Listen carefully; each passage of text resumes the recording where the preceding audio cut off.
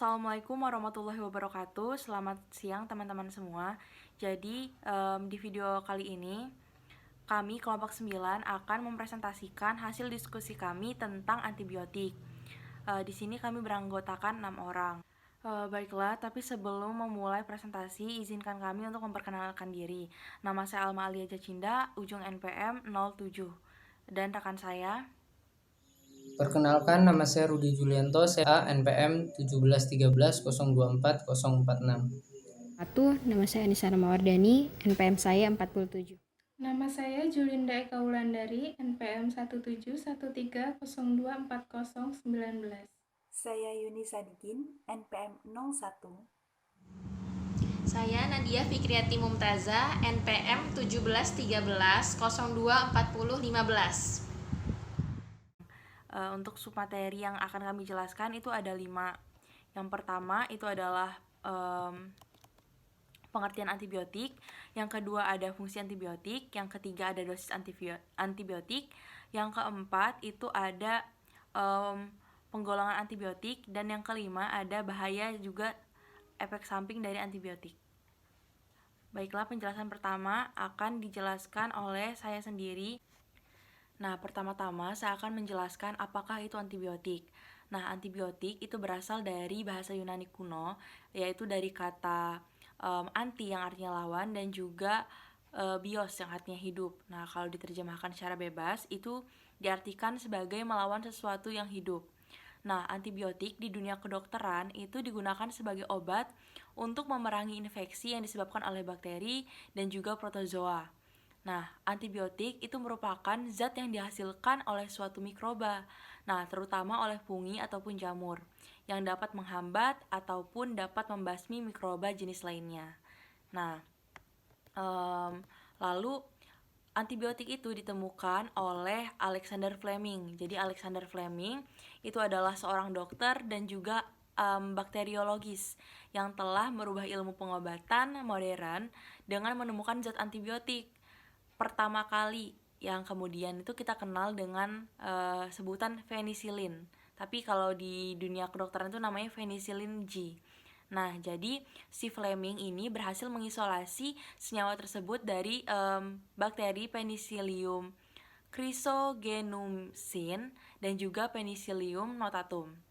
Nah, sejumlah penemuan medis yang dilakukan oleh Fleming ini tidak terlepas dari unsur ketidaksengajaan, dan penelitian ini berlangsung pada tahun 1921. Seperti itu. Oke, penjelasan selanjutnya akan dilanjutkan oleh rekan saya.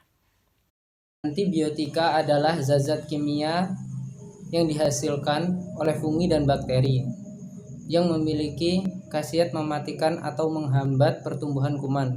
Sedangkan toksisitasnya bagi manusia relatif kecil. Turunan zat-zat ini yang dibuat secara semi sintesis juga termasuk kelompok ini. Begitu pula senyawa sintesis dengan khasiat antibakteri. Antibiotik adalah zat kimia yang diproduksi oleh mikroorganisme yang dalam jumlah kecil dapat menghambat pertumbuhan atau membunuh pertumbuhan mikroorganisme lain.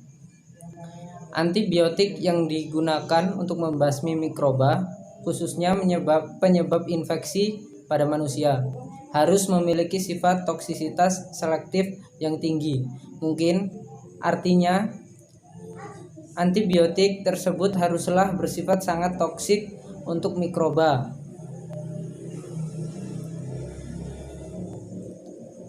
Tetapi relatif tidak toksik untuk inang atau hospes. Saya akan menerangkan tentang dosis dari antibiotik. Jadi dosis antibiotik itu adalah seberapa banyak yang kita konsumsi itu sehingga bisa dikonsumsi dengan aman. Jadi pengertiannya adalah aktivitas antibiotik dapat dikuantifikasi dengan mengintegrasikan parameter-parameter pK atau farmakokinetik atau PD farmakodinamik dengan KHM. Jadi parameter tersebut yaitu rasio kadar puncak dibandingkan dengan KHM, waktu lebih besar daripada KHM, dan rasio AUC kurang dari 24 jam dibagi dengan KHM. Kemudian untuk penyakit-penyakit tertentu dia ada dosis tersendiri. Misalnya pada orang yang mengalami penyakit pada jantung atau liver dan pada ginjal itu konsumsinya dibatasi. Oke, jadi pada penyesuaian dosis pada gangguan fungsi ginjal, pada pasien yang mengalami gangguan fungsi ginjal, dosis antibiotik disesuaikan dengan bersihan kreatinin atau creatinine clearance. Jadi penyesuaian dosis penting untuk dilakukan terhadap obat dengan rasio toksis terapeutik yang sempit atau obat yang dikonsumsi oleh pasien yang sedang mengalami penyakit ginjal. Kemudian penyesuaian dosis pada penurunan fungsi hati. Jadi pada penderita penyakit hati itu antibiotiknya ada penyesuaian dosis dengan pedoman penyesuaian dosis insufisiensi fungsi liver tergantung dari kondisi fungsi hati tersebut. Secara umum dikatakan bahwa penyesuaian dosis hanya dilakukan pada insufiensi hati yang serius. Sehingga kalau dia insufiensinya ringan sampai dengan sedang, tidak perlu dilakukan penyesuaian dosis. Selanjutnya adalah penggolongan antibiotik.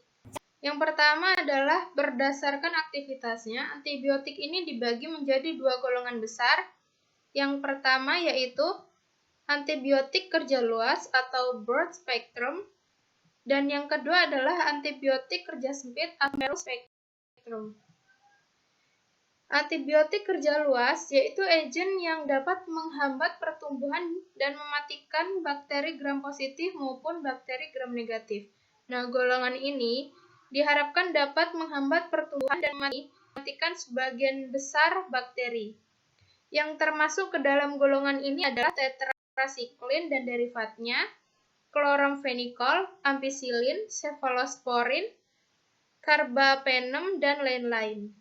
Yang kedua, antibiotik kerja sempit. Nah, golongan ini biasanya hanya aktif terhadap beberapa bakteri saja. Yang termasuk ke dalam golongan ini adalah jenis penisilin, streptomycin, neomycin, dan bacitracin. Selanjutnya, penggolongan antibiotik berdasarkan cara kerjanya pada bakteri adalah sebagai berikut, yang dibagi ke dalam 5. Yang pertama yaitu antibiotik yang bekerja dengan menghambat sintesis pada dinding sel bakteri. Misalnya yaitu jenis penisilin, cephalosporin, carbapenem, bacitracin, vancomycin, dan cycloserine. Yang kedua adalah jenis antibiotik yang dapat mengganggu keutuhan membran sel mikroba.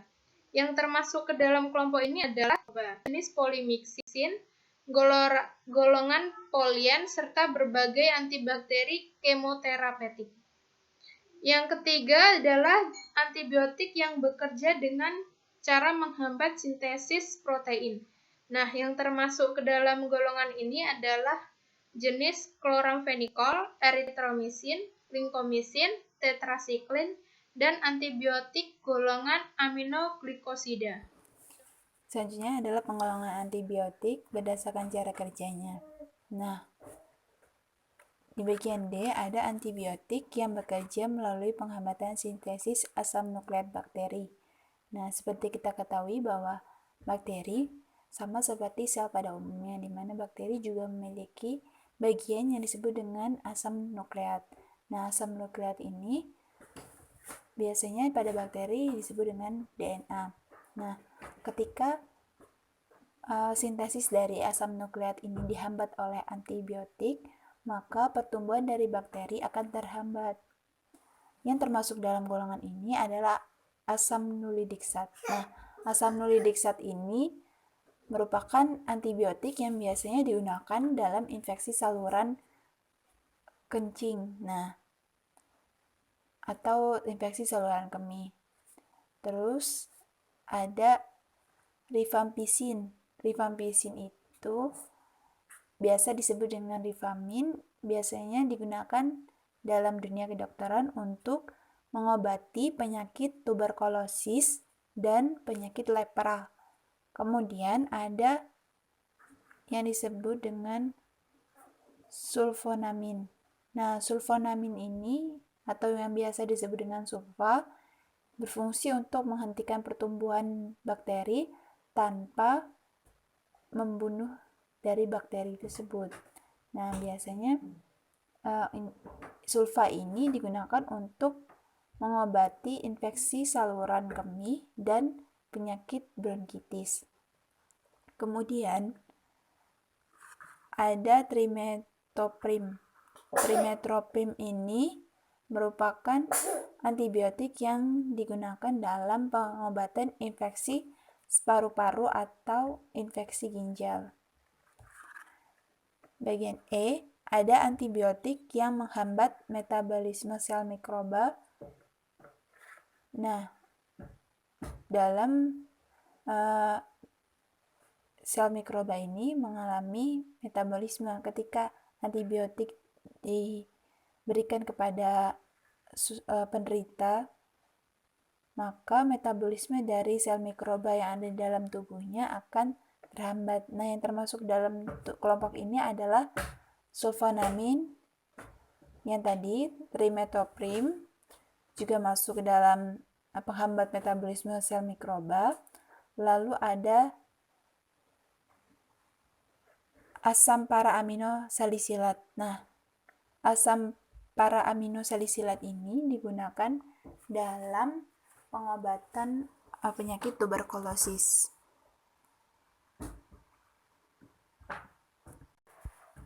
Selanjutnya adalah penggolongan antibiotik berdasarkan gugus kimianya. Yang pertama ada senyawa beta-laktam dan penghambat sintesis dinding lainnya. Nah, senyawa beta-laktam ini bila digambar struktur kimianya akan seperti ini. Nah, senyawa beta-laktam dan penghambat sintesis dinding sel lainnya ini mempunyai struktur yang mirip dengan untuk menghambat pertumbuhan bakteri melalui pengaruhnya terhadap sintesis dinding sel. Nah, dinding sel ini tidak ditemukan pada sel-sel tubuh manusia dan hewan, antara lain golongan penisilin, cefalosporin, cefampisin, serta beta-laktam lainnya. Lalu yang kedua ada chloramphenicol, tetracycline, macrolida, clindamycin, streptogramin. Nah, ini untuk gambar struktur kimianya secara berurutan. Ini chloramphenicol, tetracycline, macrolida, clindamycin, dan streptogramin. Nah, golongan agen ini berperan dalam penghambatan sintesis protein bakteri dengan cara mengikat dan mengganggu ribosom.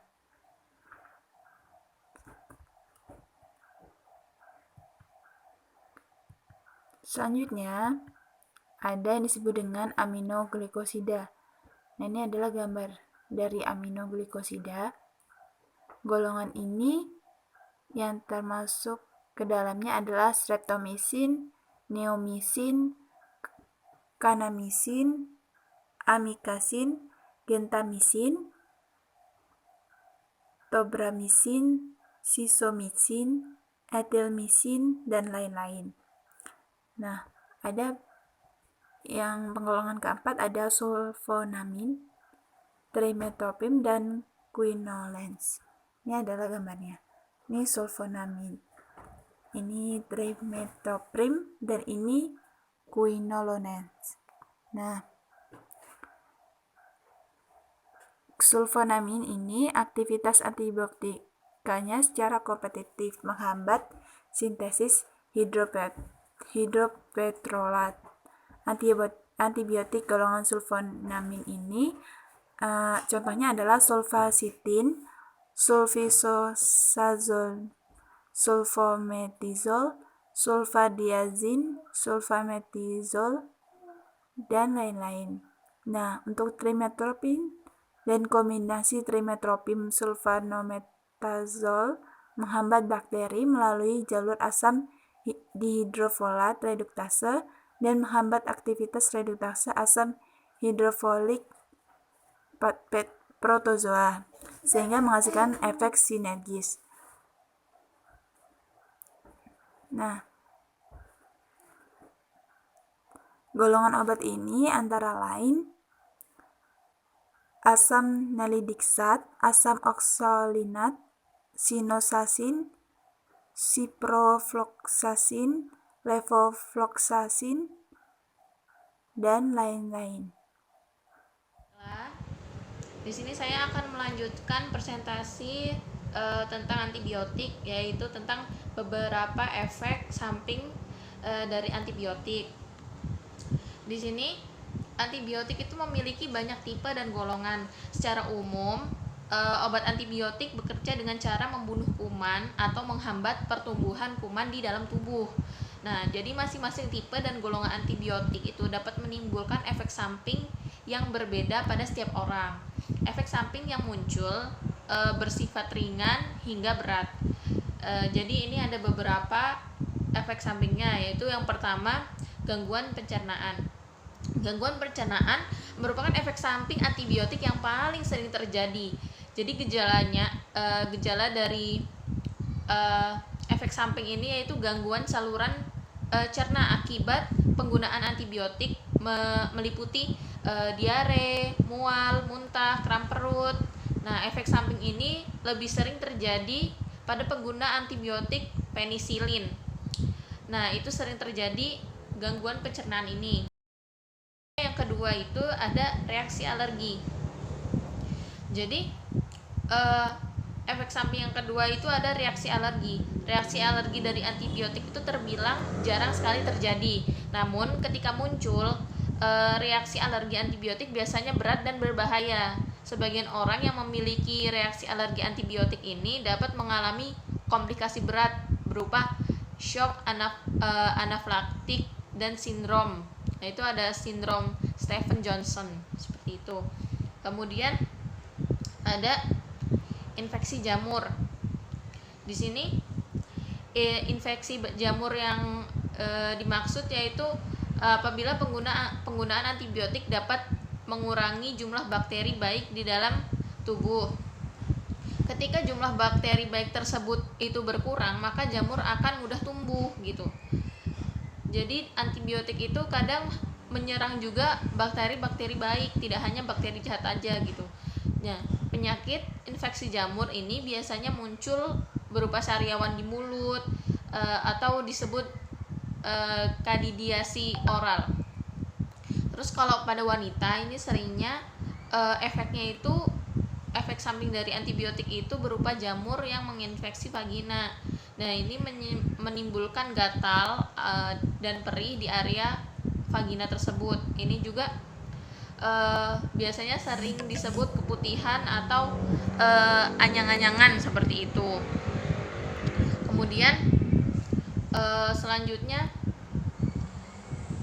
ada yang keempat itu ada sensitif terhadap cahaya.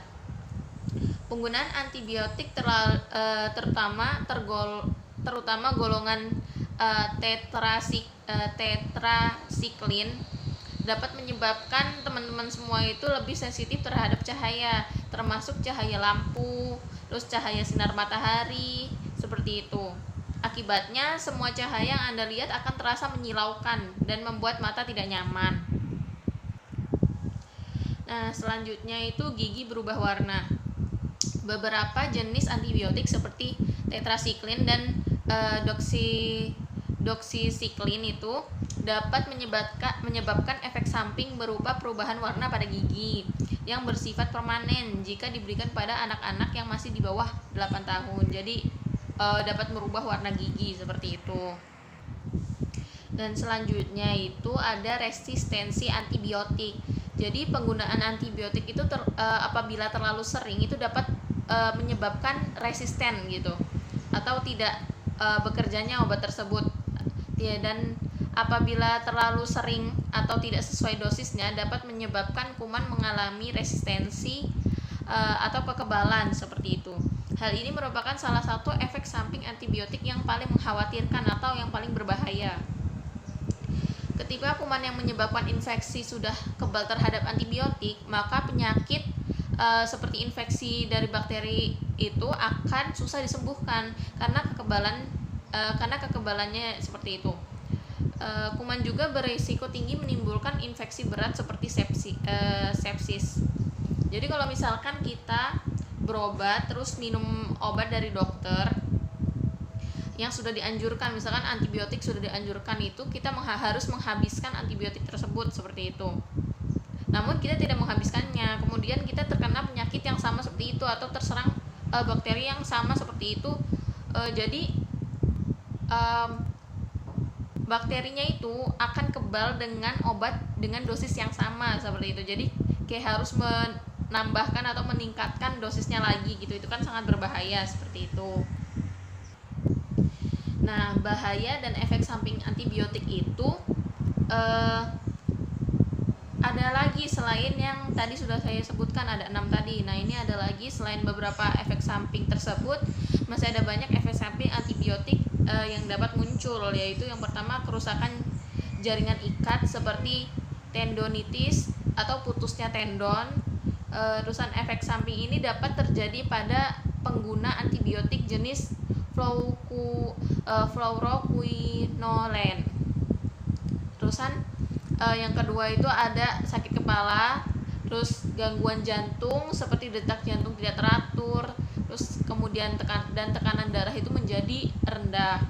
Selanjutnya ada kelainan darah, misalnya leukopenia atau menurunnya jumlah sel darah putih, dan trombositopenia atau jumlah trombosit yang terlalu rendah. Kemudian ada bisa juga terjadi kejang, dan yang terakhir adalah mulut terasa asam atau pahit. Nah, itu adalah bahaya dan efek samping dari antibiotik. Sekian presentasi dari kelompok kami, kurang lebihnya kami mohon maaf. Apabila ada pertanyaan, silahkan ditanyakan di grup. Terima kasih. Wassalamualaikum warahmatullahi wabarakatuh.